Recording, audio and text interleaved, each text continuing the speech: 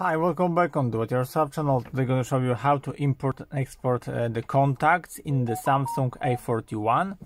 To do this operation, go to the menu and search for the option which been gonna say contacts here, the orange one. Now, 3 dots on the left side, manage contact, import and export, import from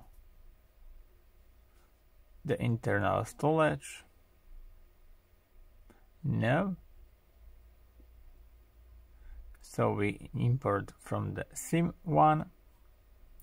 Choose the contact which you want to copy. Done. And to phone, of course, import.